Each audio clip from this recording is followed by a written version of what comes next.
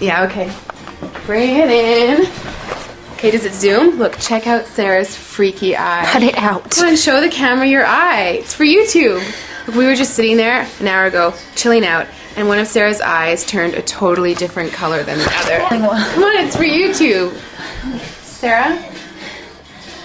Sarah, you okay? That was just kidding. What's happening? Sarah?